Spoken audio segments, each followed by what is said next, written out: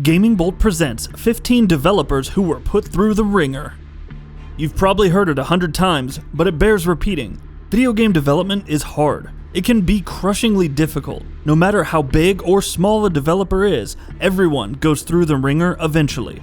Buggy code, design changes, and creative differences are just the start. So let's take a look at 15 developers and their employees who faced their hardships head on, never backing down. Hello Games, No Man's Sky. Why not start off with arguably one of the most hated developers of the last few years? Hello Games released No Man's Sky to tremendous fanfare, but it was immediately drowned in controversy for the lack of certain features like multiplayer.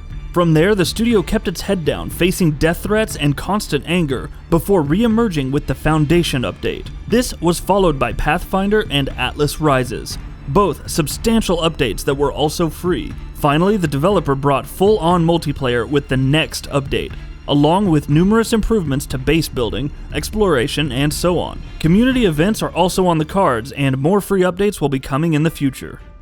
BIOWARE, Mass Effect 3. When it released, Mass Effect 3 was universally praised by critics. Unfortunately, once the fans got to the ending, they pretty much turned on the game like nothing you'd ever seen. Red, blue, and green became a meme.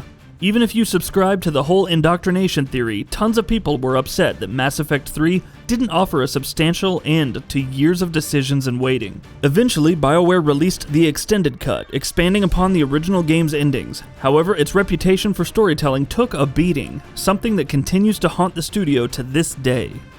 Bungie, Destiny 1 and 2. Reboots, cut content, later repackaged as DLC, massive bugs, questionable design choices, the firing of Marty O'Donnell. We could go on and on about the development issues for Destiny 1 and 2. However, one does feel a little bit of sympathy for Bungie. Ever since the launch of Destiny in 2014, the company's been under constant pressure to deliver on fan requests. Never mind the vocal part of the fan base that continues to ravage it for its mistakes. Destiny 2 was no different, with fans angry over the removal of key features and many quitting the game entirely. Though the atmosphere today is slightly better, given the recent patch 2.0.0, the pressure on Forsaken to deliver the Destiny 2 that everyone deserved is higher than ever. Ubisoft Massive, The Division. The Division's launch wasn't just strong, it displaced Destiny as the biggest new IP launch ever in 2016. From there, however, Ubisoft Massive was beset by bug reports, in-game concerns, and a declining player base that simply hated the approach taken with rewards and difficulty. The developer recognized this and offered a complete makeover with Update 1.4. Things seemed to be going well, until Update 1.6, also known as Last Stand, which nerfed armor among other changes. Following the game's one-year anniversary, players were concerned about no more content or substantial reasons to stay on. Massive delivered some decent content with Update 1.7, but it wasn't until Update 1.8 that the game truly felt like it was in a great place again.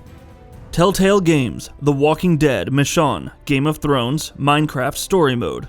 From the outset, Telltale Games had it made. The Walking Dead Season 1 was a massive success. The Wolf Among Us and Tales from the Borderlands were even better. The Walking Dead Season 2 was pretty good, though not as much as the first one. However, as time went on, the studio started working massively overtime for its numerous projects. Employees who wanted to try different things were shouted down. Leadership as a whole was toxic, leading to several staff members leaving and finding success elsewhere. This went on for almost 3 years, and Telltale became a joke as its titles continued to falter. Fortunately, in 2017, leadership had changed. The company was restructured with a focus on fewer releases, but more development time and quality devoted to them. What could have ended in disaster ultimately saw Telltale making a decent comeback. Kojima Productions, Metal Gear Solid 5: The Phantom Pain. You might have heard reports about Konami blocking Metal Gear Solid 5 director Hideo Kojima from attending the Game Awards in 2015. Of course, the issues facing Kojima Productions as a whole were even more serious. Not only was it working on a massive project for years, Kojima was effectively kept away from the rest of the team in the months leading up to his departure. Kojima Productions later became number 8 production department and had no access to the internet, only being allowed to send messages internally. Reports of toxic work culture at Konami started to surface courtesy of Nikkei. Cameras to monitor employees, reassignment of developers to cleaning and security roles if they don't perform well enough, calling out employees who went outside offices for too long during lunch breaks. Konami reportedly did it all. Blizzard Entertainment, World of Warcraft.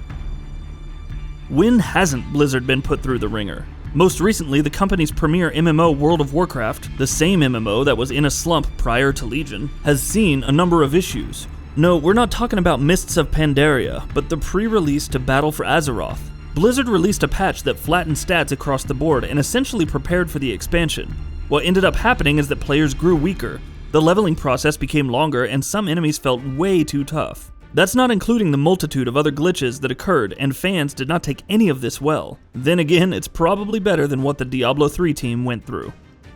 Blizzard Entertainment, Diablo 3. What can you say about Diablo 3? The development team worked for years and years implementing an auction house to help prevent players from being scammed in trades and made it always online for some reason. At launch, not only were servers effectively dead for several days, but fans raged against the general design of the game. Imagine trying to play Inferno difficulty, but not having the right gear, which could only be obtained from playing Inferno. Imagine terrible drop rates for legendaries, a confusing loot system, and a non-existent endgame. Eventually, Blizzard would get its act together and release Reaper of Souls, solving almost every single issue in one fell swoop. That initial terrible launch still sticks with players, however.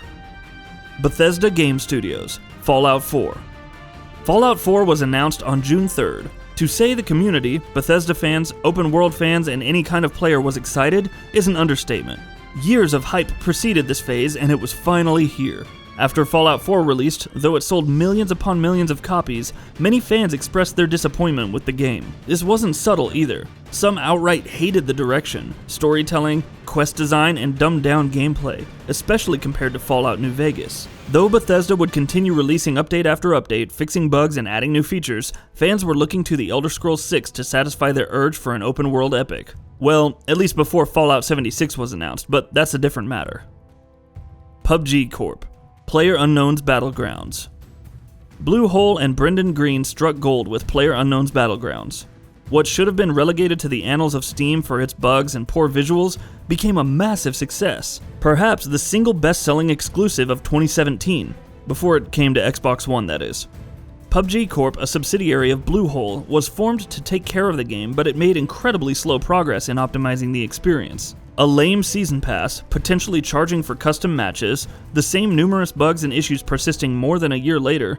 To say that PUBG Corp is still going through the ringer would be an understatement. Still, the developer is making efforts to improve, as the recent Fix PUBG initiative showcases. Boss Key Productions, Lawbreakers, Radical Heights. Say what you want about Cliff Bleszinski, but what happened with Lawbreakers was truly sad.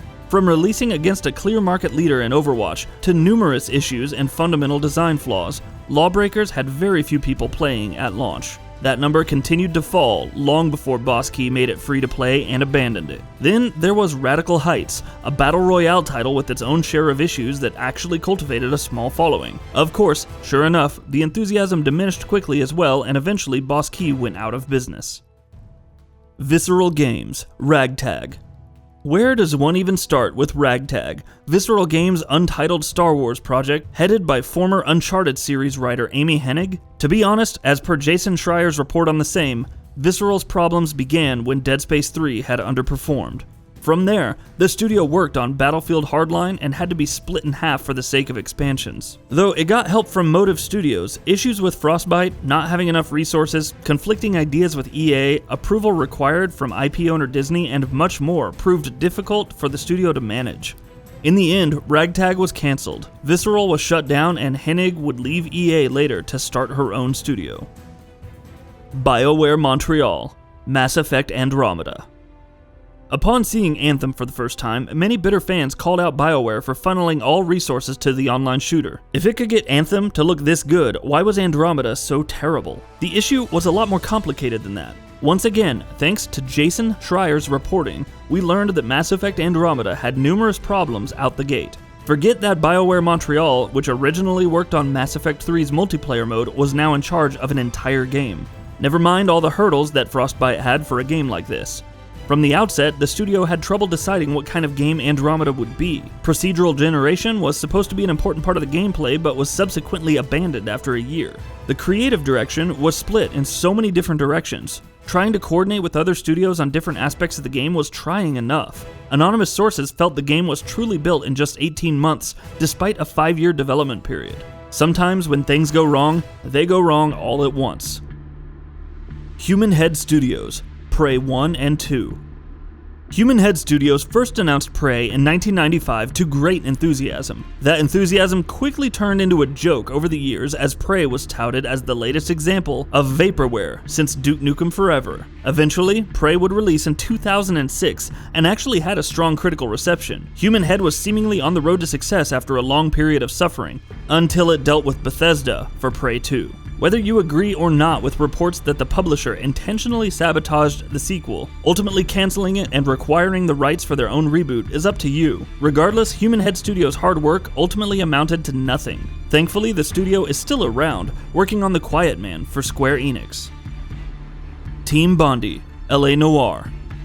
Team Bondi first teased LA Noire in 2003. It ultimately announced it in 2006, and the game finally released in 2011. Ponder that for a moment. The overall tiff between publisher Rockstar Games and the developer itself is an ugly one. The management of Team Bondi was cited as a problem, as were the long working hours that staff had to face. 12-hour per day crunch times aside, Rockstar itself became fed up with how Bondi handled things, as it brought its own programmers, artists, and producers to help out. However, even when LA Noire released, more than 130 credits for employees that had been fired or left the studio were missing or incorrect. The project as a whole was ambitious and thankfully garnered some critical acclaim despite Bondi ultimately closing. Every developer enters a project with the best intentions, but if this feature proves anything, it's that very few are ever the same afterwards. And that about does it for this video. If you enjoyed what you watched and want to see more from GamingBolt, you can always hit that subscribe button and turn on the bell icon next to it. That way you will never miss any of our videos.